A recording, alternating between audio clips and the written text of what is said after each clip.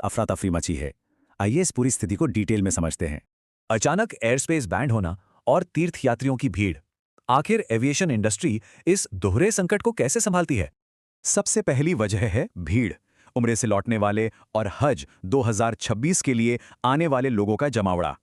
हज मंत्रालय की इन स्ट्रिक्ट डेडलाइंस का सीधा मतलब है लाखों लोग बिल्कुल एक ही वक्त पर यात्रा करेंगे। अब जद्दा एयरपोर्ट को ही ले लीजिए, यहां 1 घंटे में 96 फ्लाइट्स हैंडल करने की जबरदस्त क्षमता है।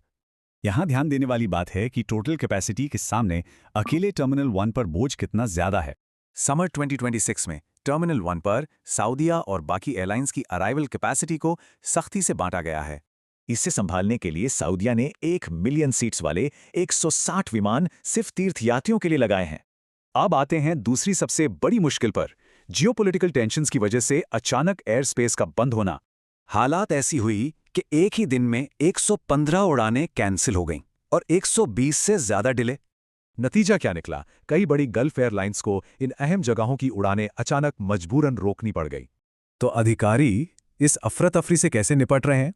शुरुआत होती है नए और बेहतर स्वास्थ्य सुरक्षा नियमों से।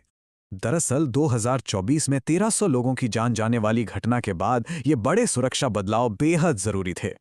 नए प्रोटोकॉल्स में अब एआई ट्रैकिंग, लाजमी एसी टेंट्स और जमजम पानी के स्ट्रिक्ट रूल्स शामिल किए गए हैं। सिर्फ सेफ्टी ही नहीं, नए जीएससीए नियम यात्रियों को जबरदस्त लीगल और फाइनेंशियल प्रोटेक्शन भी दे रहे हैं। फ्लाइट ज्यादा डिले या कैंसिल होने पर अब टिकट मूल्य का 200% तक मुआवजा मिल सकता है। और तो और, लगेज खोने या खराब होने पर यह कानून SR 6568 तक के मुआवजे की गारंटी देता है। आखिर में ये जानना बहुत जरूरी है कि फ्लाइट्स कैंसिल या मिस होने पर आगे क्या स्टेप्स लेने हैं। फ्लाइट छूटने पर तुरंत एयरलाइन की ऐप से कांटेक्ट करना और रीबुकिंग के लिए सर्विस डेस्क जाना चाहिए। एक बड़ा सवाल, भीड़ और अनप्रेडिक्टेबल एयरस्पेस के बीच क्या ग्लोबल एविएशन आने वाले कल के लिए तैयार है?